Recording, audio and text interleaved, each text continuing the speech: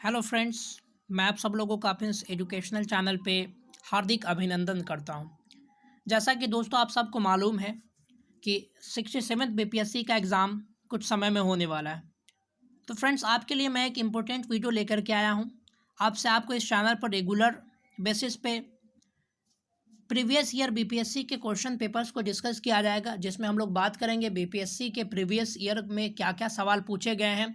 हम लोग एक ईयर के क्वेश्चन को 3 पार्ट्स में डिवाइड करके पढ़ेंगे, जैसा कि मैंने यहाँ पर 66 बीपीएससी के प्रीवियस ईयर क्वेश्चन को आज मैंने डिस्कस करने का सोचा है। तो आज मैं आपको 66 बीपीएससी के प्रीवियस ईयर क्वेश्चन पेपर को डिस्कस करूंगा और इसमें तकरीबन 50 से 60 क्वेश्चन मैं आप लोगों को करवाने की कोशिश करूंगा विथ फुल एक्सप्लेनेशन। तो अगर आप चाहते हैं कि इस तरीके की वीडियोज़ आप देखते रहें तो आप हमारे इस चैनल से ज़रूर जुड़ जाएँ, ताकि आपको सारी इन्फॉर्मेटिव वीडियोज़ समय समय पर मिलती रहे। तो चलिए फ्रेंड्स, आगे बढ़ते हैं।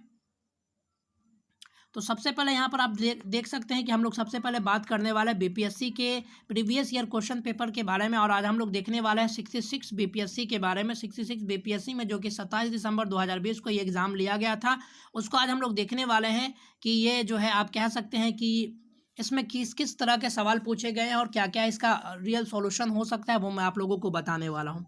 तो पहला सवाल आप देख सकते हैं, फॉर्चून कार्य या पिट्रा ज्यूरा निम्न में से किससे संबंधित है। तो आपके सामने मैं इसके एक्सप्लेनेशन में ये कहना चाहूँगा कि यहाँ पर पिट्रा ज्यूरा जो शैली होती है, एक प्रकार की भवन निर्माण शैली है। तो यहाँ पर आप इसको कह सकते हैं कि ये भवन निर्माण शैली, और यहाँ पर जो है इसमें मुख्य रूप से क्या होता है कि दीवारों में अर्ध कीमती पत्थर जो है, यहाँ पर इसको पत्थर जड़कर फूलों की नक्काशी की जाती है। यानी इस पिट्रा ज्यूरा शैली में क्या की जाती है, दीवारों में अर्ध कीमती पत्थर जड़ करके फूलों की नक्काशी की जाती है। इस क्वेश्चन के एक्सप्लेनेशन में ये आप लोग इस चीज़ को नोट कर सकते हैं कि इसमें इसी पिट्रा ज्यूरा शैली में आपका जो है ताजमहल में भी कई सारे जगहों पर ये आप कह सकते हैं कि अर्ध कीमती पत्थर से जड़े फूलों की नक्काशी की गई है। तो चलिए फ्रेंड्स, अगले क्वेश्चन को देखते हैं। अगला प्रश्न आपका क्या कहता है।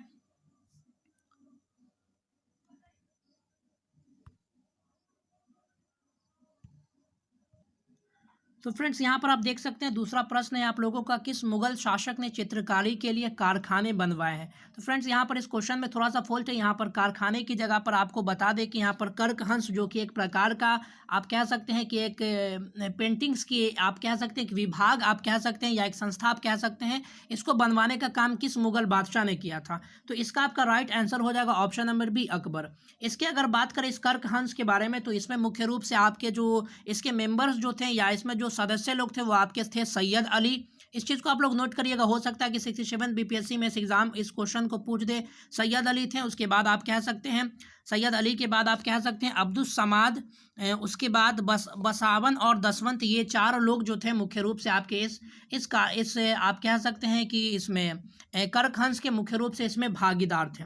उसके बाद अगर हम लोग बात करें अगले प्रश्न की, तो अगला प्रश्न आपके सामने है, बंगाल में द्विशासन प्रणाली किसके द्वारा लागू की गई थी, जिसको डायआर्की भी कहा जाता है, डायआर्की गवर्नमेंट्स। तो यहाँ पर आपके सामने मैं इसको बताते चलूँ कि इसका आपका राइट आंसर हो जाएगा option number C, Robert Clive. Robert Clive के शासनकाल में मुख्य रूप से इसको लागू किया गया था, मुख्य रूप से द्विशासन प्रणाली को। और इंटरेस्टिंग फैक्ट आप लोगों के सामने मैं आप लोगों को बता दूं कि इसको मुख्य रूप से लागू किया गया था 1765 ईस्वी में। और आपके सामने मैं एक चीज़ और इसको जाहिर कर दूं कि ये सिस्टम जो है, जब वॉरेन हेस्टिंग जो है हमारे अगले जो है आप कह सकते हैं कि बंगाल के जब गवर्नर बनते हैं, तो आप कह सकते हैं कि वॉरेन हेस्टिंग के शासनकाल में इस द्विशासन पद्धति को क्या कर दिया जाता है, ख़त्म कर दिया जाता है। तो चलिए अगले प्रश्न की ओर बढ़ते हैं, चौथे नंबर प्रश्न की ओर। क्या कहता है हमारा चौथा नंबर प्रश्न। अगला प्रश्न है आपका, इनमें से किसने 1893 में शिकागो में आयोजित धर्म संसद में भाग लिया था। तो ये बहुत ही फेमस सा क्वेश्चन है, ये कई बार कई सारे एग्जाम्स में इसको पूछा गया। तो इसका आपका राइट आंसर होगा स्वामी विवेकानंद। और अगर इसके ऑप्शंस की बात की जाए, तो इसमें आपको कई सारे ऑप्शंस जो दिए गए हैं, तो यहाँ पर आप कह सकते हैं कि दयानंद सरस्वती से रिलेटेड आपका एक सवाल बन सकता है कि दयानंद सरस्वती ने आर्य समाज की स्थापना की थी 1875 ईस्वी में। यानी दयानंद सरस्वती ने आर्य समाज की स्थापना की थी, इस चीज़ को आप लोग याद रखिएगा। उसके बाद अगर हम लोग बात कर लें, तो महात्मा गांधी से रिलेटेड आपको याद रखना है कि महात्मा गांधी ने हरिजन सेवक संघ की स्थापना की थी 1932 ईस्वी में। उसके बाद जो है आपका राजा राम मोहन राय ने ब्राह्मण समाज की स्थापना की थी 1828 ईस्वी में। तो ये 3 पॉइंट्स आपके इस क्वेश्चन से क्रिएट हो सकते हैं। तो चलिए फ्रेंड्स, अगले क्वेश्चन की ओर आगे बढ़ते हैं। अगला प्रश्न आपका क्या कहता है, 1923 ईस्वी में स्वराज पार्टी का गठन किसने किया था? तो यहाँ पर आपका इसका राइट आंसर आप लोग देख सकते हैं, इसका राइट आंसर हो जाएगा ऑप्शन नंबर सी, CR दास व मोतीलाल नेहरू। यानी आप कह सकते हैं कि 1923 में इसको जो है बनाया गया था CR दास और मोतीलाल नेहरू के द्वारा। ये आप कह सकते हैं कांग्रेस का विभाजन होकर के ये पार्टी मुख्य रूप से ये पार्टी बनाई गई थी। उसके बाद अगर हम लोग बात करें कि प्रसिद्ध नाटक नील दर्पण जो है, उसके बाद नील दर्पण जिसमें इंडिगो की खेती करने वाले किसानों के दमन का चित्रण किया गया है, इसके रचनाकार कौन है? तो इसके रचनाकार आपके हो जाएंगे दीनबंधु मित्र। आप कह सकते हैं ये एक बुक के आपके राइटर के बारे में पूछा जा रहा था, तो इसका आपको सही ऑप्शन हो जाएगा ऑप्शन नंबर डी। चलिए अगले प्रश्न की ओर हम लोग बढ़ते हैं। अगला प्रश्न है आपका 1760 का प्रसिद्ध बांडीवास का युद्ध अंग्रेजों तथा किसके खिलाफ लड़ा गया था? तो इसका राइट आंसर हो जाएगा आपका फ्रांसीसियों के द्वारा ये युद्ध लड़ा गया था। और इसी युद्ध के बाद जो है आप कह सकते हैं कि अंग्रेजों का ट्रेड करने का एक अधिकार इन लोगों को प्राप्त हो गया था बिना रोक टोक। अब ये ट्रेड करने लगे थे पूरे भारत में। उसके बाद चलिए अगले प्रश्न की अगर हम लोग चर्चा करें तो इनमें से किस अधिनियम ने भारत में पृथक निर्वाचन मंडल का आरंभ किया था? तो यहाँ पर अगर हम लोग बात कर ले पृथक निर्वाचन आयोग, जिसको आप कह सकते हैं कि इसको सांप्रदायिकता का इसी अधिनियम को जो है सांप्रदायिकता का जनक भी कहा जाता है। तो आप कह सकते हैं कि ये जो है आपका 1909 ईस्वी का जो भारतीय परिषद अधिनियम जो था, इंडियन काउंसिल एक्ट ऑफ 1909 जो आपका ये जो था, ये मुख्य रूप से जो है इसी में जो है पृथक निर्वाचन की चर्चा की गई थी और ये आपको लाया गया था लॉर्ड मिंटो के द्वारा इसको लाया गया था। आपसे ये भी सवाल पूछा जा सकता है कि भारत में पृथक निर्वाचन का जो है मुख्य रूप से किसने लाया था? तो आप कह सकते हैं कि लॉर्ड मिंटो इसका राइट आंसर हो जाएगा। उसके बाद अगर हम लोग बात करें उसके बाद अगला प्रश्न जो है आपका 1831 ईस्वी में बुद्धो भगत के नेतृत्व में कोल विद्रोह किस क्षेत्र में हुआ था? तो कोल विद्रोह जो है आपका सिंहभूम के क्षेत्र में मुख्य रूप से कोल विद्रोह देखने को मिला था। यह सिंहभूम जो है आपके झारखंड के क्षेत्र में पड़ता है। तो इसका आपका राइट आंसर हो जाएगा ऑप्शन नंबर बी। चलिए अगले प्रश्न की अगर हम लोग बात करें, बिहार में 1857 के विद्रोह का नेतृत्व किसने किया था? तो बिहार में 1857 की क्रांति का नेतृत्व जो है वीर कुंवर सिंह ने किया था। और इसको जो है मुख्य रूप से ऑप्शन नंबर सी जो है आपका इसका राइट आंसर हो जाएगा, जो मुख्य रूप से बिहार में ये गोरिल्ला वारफेयर के लिए काफ़ी ज़्यादा फेमस थे। और इन्होंने और भी कई सारे युद्ध में जो है मुख्य रूप से अंग्रेजों के दांत खट्टे करने का काम किए थे और अंग्रेजों से ये लोहा लेने का काम कई सारे युद्धों में किया था। उसके बाद आपका अगला सवाल देखने को है मिलता है कि चंपारण में इंडिगो के किसानों की दशा की ओर गांधी जी का ध्यान किसने आकर्षित किया था? तो यहाँ पर आप कह सकते हैं इसका राइट आंसर हो जाएगा आपका ऑप्शन नंबर डी, राजकुमार शुक्ल, जो कि वहाँ के स्थानीय नेता थे। उन्होंने महात्मा गांधी को लेटर लिख करके वहाँ के किसानों के बारे में उनको अवगत करवाया था और यहाँ आकर के उन्हें आंदोलन करने के लिए न्योता भी दिया था। तो इसका आपका राइट आंसर हो जाएगा ऑप्शन नंबर डी। उसके बाद अगर हम लोग बात करें प्राचीन महाजनपद मगध की प्रथम राजधानी कौन सी थी? तो यहाँ उसके बाद अगर आप लोग कहना चाहें तो इसका जो है प्राचीन महाजनपद आपसे सवाल मुख्य रूप से, तो यहाँ पर आपका जो 12वां नंबर प्रश्न है, प्राचीन महाजनपद मगध की प्रथम राजधानी कौन सी थी? तो यहाँ पर इसका आपका सही जवाब हो जाएगा ऑप्शन नंबर ई। इसका जो सबसे पहली राजधानी जो हुआ करती थी वो राजगिरी हुआ करती थी, जिसको अभी वर्तमान में राजगीर भी कहा जाता है। और इसको बाद में जो है उदयन के द्वारा पाटलिपुत्र में शिफ्ट किया गया था। तो इसका आपका सही आंसर हो जाएगा ऑप्शन नंबर ई। और उसके बाद जो है इसको शिफ्ट किया गया था आपके पाटलिपुत्र में उदयन के शासनकाल में। और अगर आपसे ये भी सवाल पूछा जाए कि पाटलिपुत्र शहर की स्थापना भी किसने की थी, तो पाटलिपुत्र शहर की स्थापना भी उदयन ने ही की थी। तो चलिए फ्रेंड्स अगले प्रश्न की ओर बढ़ते हैं। अगला प्रश्न आपका कहता है स्वामी सहजानंद निम्न में से किससे संबंधित है? तो स्वामी सहजानंद की अगर बात करें तो इनका जो संबंध था बिहार में होने वाले किसान आंदोलन से इनका संबंध था। तो इसका आपका सही ऑप्शन हो जाएगा option number C is the right answer. उसके बाद अगर हम लोग बात करें निम्न में से कौन सा भारत में गांधी जी का प्रथम सत्याग्रह आंदोलन था जिसमें उन्होंने सविनय अवज्ञा का प्रयोग किया था? तो यह सवाल आपके लिए बहुत ही ज़्यादा महत्वपूर्ण हो गया है और यह सवाल कई बार आपके एग्जाम में पूछा जा चुका है। तो यहाँ पर आपका जो चंपारण जो है इसका सही आंसर हो जाएगा। चंपारण महात्मा गांधी का सबसे पहला वो आंदोलन था जिसमें महात्मा गांधी ने सविनय अवज्ञा का प्रयोग किया था। सविनय अवज्ञा के शाब्दिक अर्थ की अगर बात करें तो विनय पूर्वक जो है हम आपकी बात को नहीं मानेंगे, दैट इज नोन एज सविनय अवज्ञा।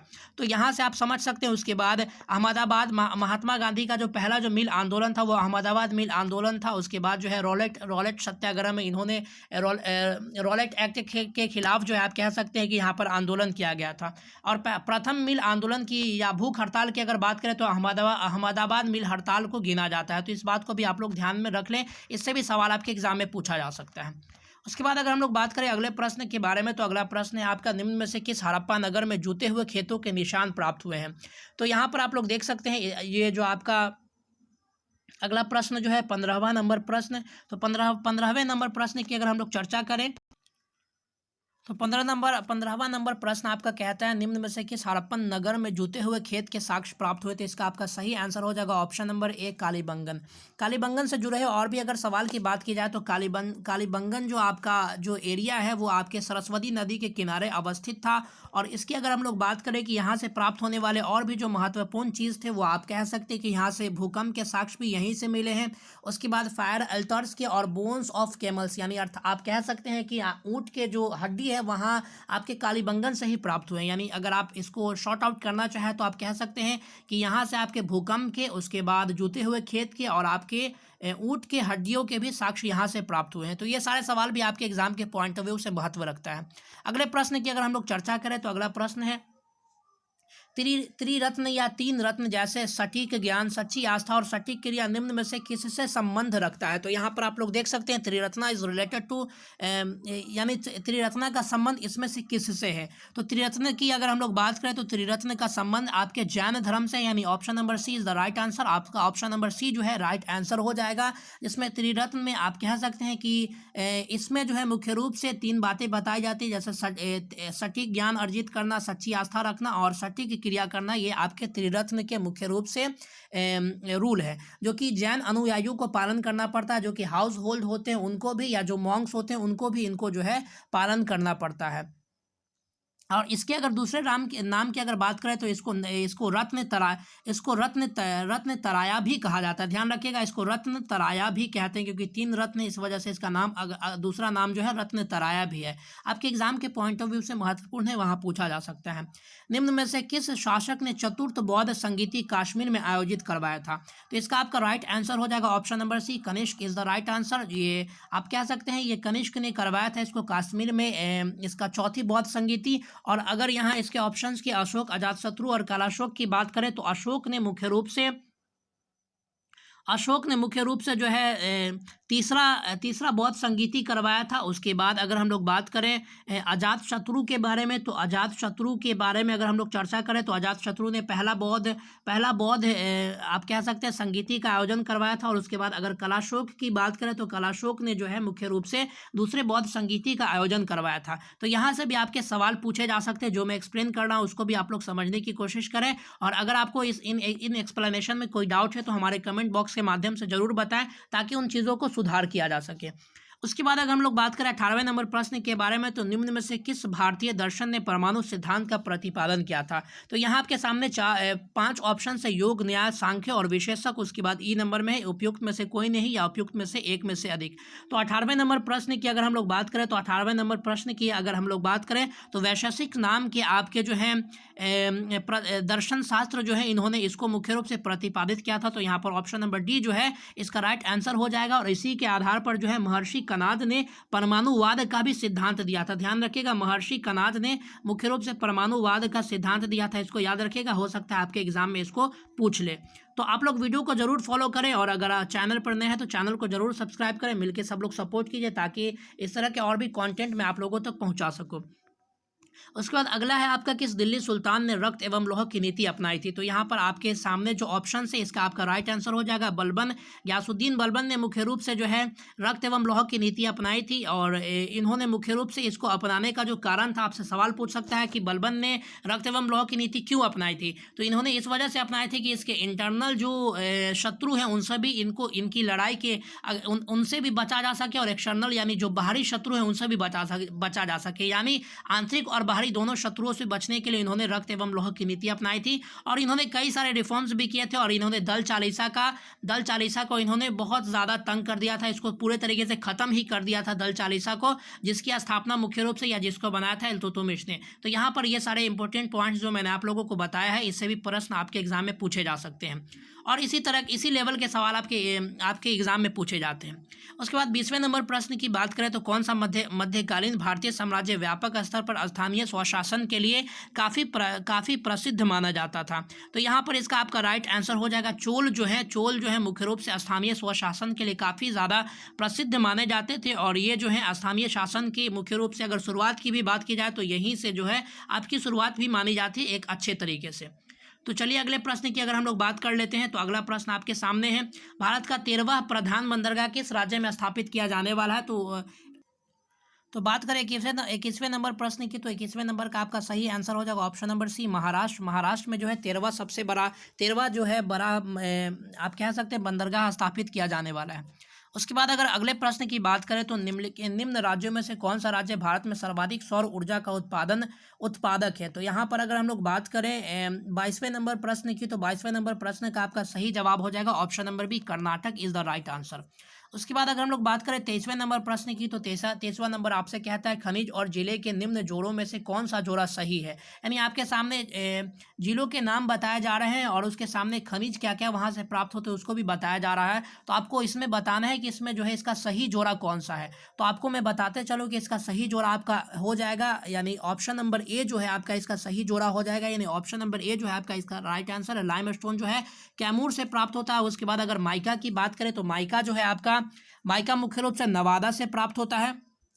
उसके बाद अगर क्वार्टज की बात करें तो ये मुंगेर से प्राप्त होता है। उसके बाद लखीसराय से प्राप्त होता है। उसके बाद नालंदा से प्राप्त होता है। उसके बाद लेड जिंक की बात करें तो लेड जिंक जो है आपका बांका और रोहतास से प्राप्त होता है। उसके बाद ये सारे ये मुख्य रूप से ये आप इसको देख सकते हैं, मैंने आप लोगों को जो बताया उसको भी आप लोग हो सके तो नोटेड डाउन करने की कोशिश करें या उसको भी समझने की कोशिश करें। उसके बाद अगर 24वें नंबर प्रश्न की बात करें तो उद्योग और स्थान के निम्न जोड़ों में से कौन सा जोड़ा सही नहीं है। तो यहाँ पर अगर हम लोग बात करें तो यहाँ जो है आपका इसका सही आंसर हो जाएगा रेल डिब्बा और अभियांत्रिकी, जो कि भागलपुर से रिलेटेड बताई जा रही है। ये इसका आपका सही आंसर हो जाएगा option number D is the right answer. उसके बाद अगर हम लोग बात करें बिहार के निम्न जिलों में से किस जिले में पीटमॉन्ट स्वयं मिट्टी पाई जाती है। तो यहाँ पर अगर हम लोग बात करें 25वें नंबर क्वेश्चन की, तो 25वां नंबर आपका सही जवाब हो जाएगा पश्चिमी चंपारण में मुख्य रूप से जो है पिडमंट स्वैप मिट्टी पाई जाती है और ये मुख्य रूप से north western part of the west Champaran में पाया जाता है, यानी उत्तरी पश्चिमी इलाके में मुख्य रूप से ये पाया जाता है पश्चिमी चंपारण में। और अगर हम लोग बात करें तो ये जो है आपके पेडी कल्टीवेशन के लिए काफ़ी ज़्यादा सूटेबल मानी जाती है। पेडी कल्टीवेशन की अगर बात करें तो इसके लिए काफ़ी ज़्यादा सूटेबल मानी जाती है। ये भी सवाल आपसे पूछा जा सकता है। उसके बाद अगर हम लोग बात करें अगले प्रश्न के बारे में, तो अगला प्रश्न आपका कहता है बिहार के निम्न प्रशासनिक विभागीय जोड़े में से किस जोड़े से गंगा नदी नहीं बहती है। तो ये भी आपका जो है आप कह सकते हैं कि अपवाह तंत्र से एक सवाल पूछा जा रहा है। तो इसका आपका राइट आंसर हो जाएगा ऑप्शन नंबर डी, कोशी जो है मुख्य रूप से मगध से नहीं बहती है। तो ये आपका इसका राइट आंसर हो जाएगा। उसके बाद अगर हम लोग बात करें अगले प्रश्न के बारे में, फ्रेंड्स मैं इसको और भी अच्छे से एक्सप्लेन करने की कोशिश कर रहा हूँ, लेकिन वीडियो का लेंथ बड़ा हो जाएगा, इस वजह से मैं आपको ज़्यादा एक्सप्लेन नहीं कर रहा हूँ। अगर आप लोग चाहें इस वीडियो के कमेंट बॉक्स में लिखते हैं कि सर आप इसको अच्छे से एक्सप्लेन करके बताइए, तो चाहे वीडियो कितना भी बड़ा क्यों ना हो, मैं आपको हर एक पॉइंट से एक्सप्लेन करके बताने की कोशिश करूँगा ताकि आपको सारी बातें अच्छी तरीके से समझ में आ सके। जनजाति और जिले के निम्न जोड़े में से कौन सा जोड़ा सही नहीं है। तो यहाँ पर ये जो है आपके जनजाति से रिलेटेड सवाल पूछा जा रहा है। तो यहाँ पर आपके अगर इसके अगर सही आंसर की बात की जाए तो इसका आपका सही आंसर हो जाएगा ऑप्शन नंबर ई, यानी इनमें से जो है आपका मुख्य रूप से एक से अधिक इसके आंसर्स हो सकते हैं। क्या क्या हो सकते हैं वो मैं आप लोगों को एक्सप्लेन। तो इस प्रश्न की अगर बात की जाए तो मुंडा जो है आपका इसका आंसर आपका ऑप्शन नंबर ई होगा। क्यों होगा वो मैं आप लोगों को एक्सप्लेन कर रहा हूं। तो यहाँ पर लोग ध्यान से समझे, मुंडा जो है आपका ये मुख्य रूप से मुंडा जो प्रजाति है ये आपको पाई जाती है मुख्य रूप से आप कह सकते हैं कटिहार डिस्ट्रिक्ट में ये सबसे ज़्यादा पाई जाती है। उसके बाद जमुई डिस्ट्रिक्ट में भी ये पाई जाती है। तो उसके बाद अगर हम लोग बात करें उराव जनजाति की, तो ये पूर्णिया, कटिहार और सुपौल इन तीनों क्षेत्रों में पाई जाती है। उसके बाद अगर खारवाड़ जनजाति की बात करें तो ये भागलपुर डिस्ट्रिक्ट में पाई जाती है। और बांका, जमुई और किशनगंज, अररिया और मधेपुरा में जो है आपके संथाल ट्राइब पाई जाती है। तो आप समझ सकते हैं कि इसका आंसर आपका ऑप्शन नंबर ई क्यों हो जा रहा है। उसके बाद अगर हम लोग बात करें अगले प्रश्न के बारे में, तो अगला प्रश्न आपका कहता है बिहार राज्य के कुल भौगोलिक क्षेत्र में कितना समस्त वन्य क्षेत्र का प्रतिशत है। तो ये आपका बहुत ही ज़्यादा आप कह सकते हैं कि इंपॉर्टेंट सवाल आपके लिए बनता है। ये सवाल कई बार आपके एग्जाम में भी पूछा गया है। तो इसका आपका राइट आंसर हो जाएगा ऑप्शन नंबर है 7.27। उसके बाद अगर हम लोग बात करें निम्न में से किस जिले में बिहार का एकमात्र राष्ट्रीय उद्यान स्थित है, तो आपका 29वें नंबर का आपका जो है 29वें नंबर का आपका राइट आंसर जो हो जाएगा ऑप्शन नंबर सी, यानी पश्चिमी चंपारण में जो है एकमात्र आपका राष्ट्रीय उद्यान स्थित है। पश्चिमी Champaran is the right answer. तो अगर हम लोग बात करें तो उसका नाम जो है आपका वाल्मीकि नेशनल पार्क जो है आपके वाल्मीकि राष्ट्रीय उद्यान जो है आपके पश्चिमी चंपारण में मौजूद है, जो कि आप कह सकते हैं कि बिहार का एकमात्र राष्ट्रीय उद्यान है। उसके बाद अगर हम लोग अगले प्रश्न की अगर हम लोग बात करें, तो तीसवें नंबर प्रश्न का आपका आंसर हो जाएगा option number B, Honshu. Honshu जो है आपका आप कह सकते हैं जापान की भौगोलिक दृष्टि से अगर बात करें तो ये सबसे बड़ा द्वीप आप कह सकते हैं, और विश्व का जो है ये 7वां सबसे बड़ा द्वीप है। यहाँ से भी आपके एग्जाम में सवाल पूछा जा सकता है। उसके बाद अगर हम लोग बात करें अगले प्रश्न की ओर अगर हम लोग बढ़ना चाहें, तो देख सकते हैं ग्रीनलैंड निम्न देशों में से किस देश का एक भाग है। तो यहाँ पर आपके सामने 5 ऑप्शन है। डेनमार्क है, फिनलैंड है, कनाडा है, यूनाइटेड किंगडम है, या इनमें से कोई नहीं। तो आपका सही जवाब हो जाएगा आपका ऑप्शन नंबर ए। आपका ग्रीनलैंड जो है आप कह सकते हैं डेनमार्क का एक भाग है, यानी option number A is the right answer. उसके बाद अगर हम लोग बात करें अगले प्रश्न की ओर, तो अगला प्रश्न आपका कहता है कि दिसंबर 2018 तक के अनुसार विश्व के निम्न देशों में से किस देश में सबसे अधिक भारतीय आबादी है। तो यहाँ पर आपके सात आपके पास ऑप्शन है। यहाँ पर संयुक्त अरब अमीरात है, मलेशिया है, यूनाइटेड किंगडम है और संयुक्त राज्य अमेरिका। तो यहाँ पर आप कह सकते हैं कि इसका जो राइट आंसर हो जाएगा ऑप्शन नंबर है संयुक्त अरब अमीरात। ये आप कह सकते हैं करंट अफेयर्स का एक क्वेश्चन था, वहाँ से देखिए करंट अफेयर्स आपके बीपीएससी के लिए बहुत ही ज़्यादा बीपीएससी क्या हर किसी भी पीसीएस एग्जाम या यूपीएससी का आप एग्जाम देना चाहते हैं तो आपके लिए बहुत ही महत्वपूर्ण हो जाता है। तो यहाँ पर आपका राइट आंसर हो जाएगा ऑप्शन नंबर है संयुक्त अरब अमीरात। और अगर एक इंटरेस्टिंग फैक्ट आप लोगों को बताते चलो कि वहाँ के टोटल पॉपुलेशन का 27% पॉपुलेशन क्या है वो भारतीय है। तो इस बात को भी आप लोग नोटिस करते चले। उसके बाद अगर अगले प्रश्न की अगर बात करें तो अगला प्रश्न है आपका निम्न देशों में से किस देश में 2019 में सालाना सबसे अधिक सोने का उत्पादन हुआ था। तो यहाँ पर आपका जो सही आंसर हो जाएगा ऑप्शन नंबर सी, यानी चीन जो है इसका आपका राइट आंसर हो जाएगा। अगर इसके एक्सप्लेनेशन की बात करें तो चाइना में 383.2 टन जो है यहाँ पर उत्पादन हुआ था। उसके बाद रशिया की बात करें तो 329.5 टन हुआ था, और ऑस्ट्रेलिया की बात करें तो 325.1 टन यहाँ पर देखने को मिला था यहाँ पर उत्पादन। तो ये इसका एक्सप्लेनेशन है, इसको आप लोग जरूर नोट डाउन करते चले। उसके बाद अगला प्रश्न आपका निम्न में से किस महाद्वीप में सबसे अधिक देश मौजूद है। तो यूरोप है, एशिया है, अफ्रीका है, उत्तरी अमेरिका है। तो यहाँ पर आपका इसका सही जवाब हो जाएगा Africa is the right answer. Africa में 54 देश हैं, जबकि एशिया में 51 देश हैं, अगर मैं गलत नहीं हो तो यहाँ पर आप कह सकते हैं इसका आपका सही जवाब हो जाएगा ऑप्शन नंबर सी।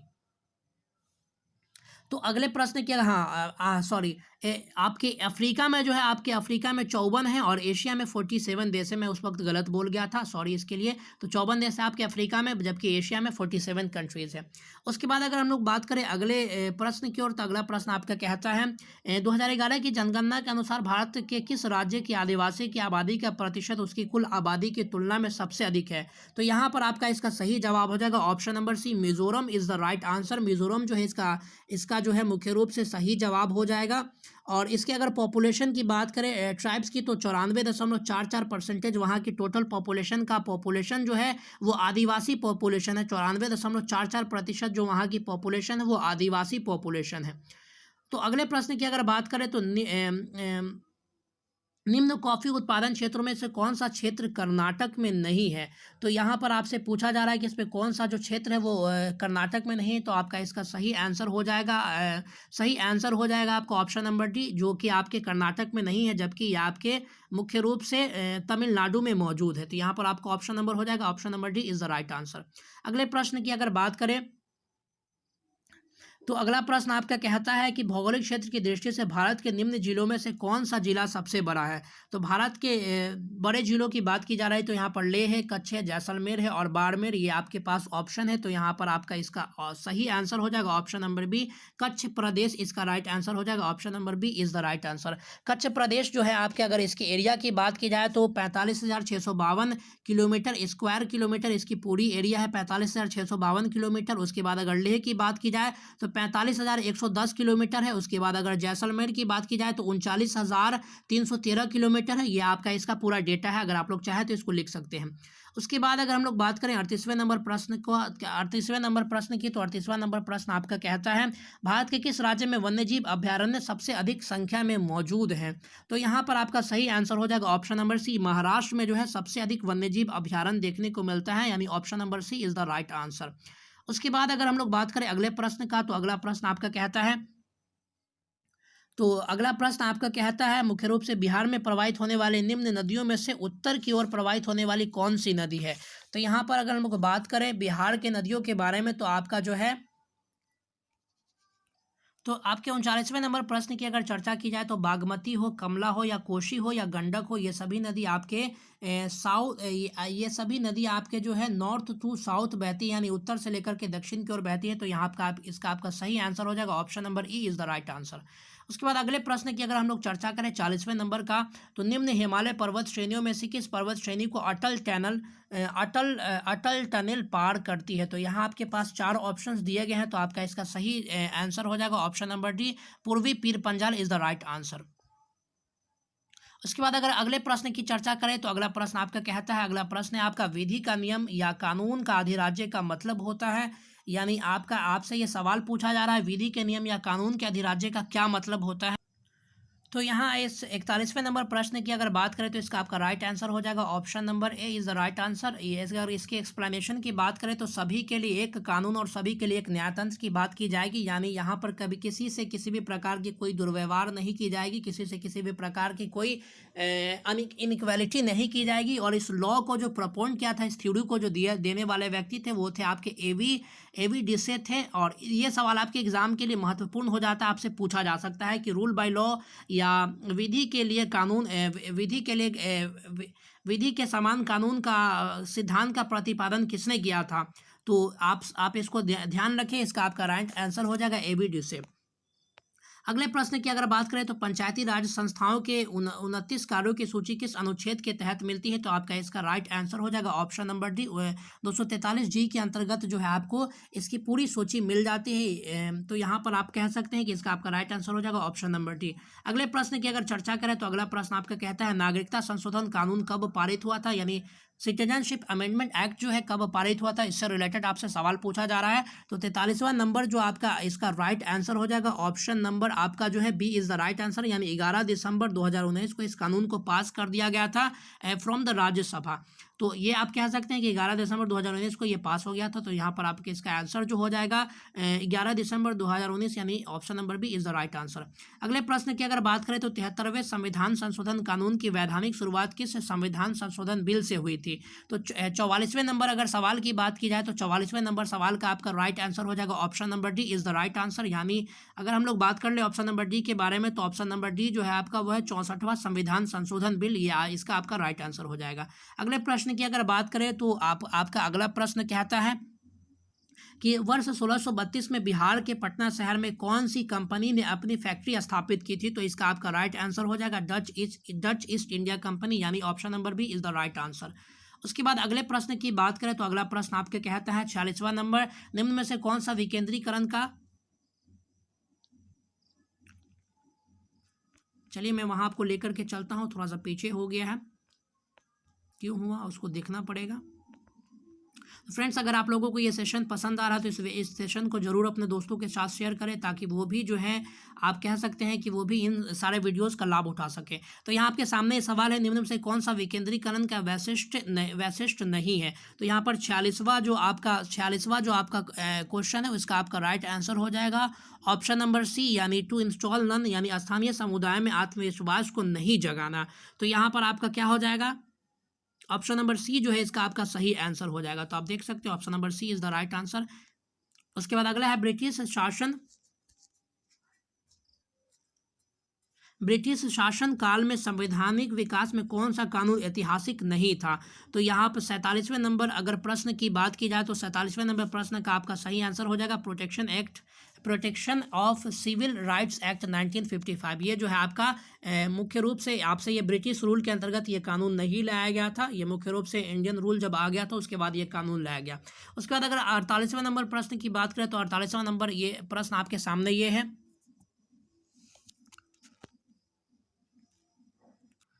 तो 48वें नंबर प्रश्न की अगर बात करें तो 48वें नंबर प्रश्न का आपका सही आंसर हो जाएगा ऑप्शन नंबर सी, यानी टाटा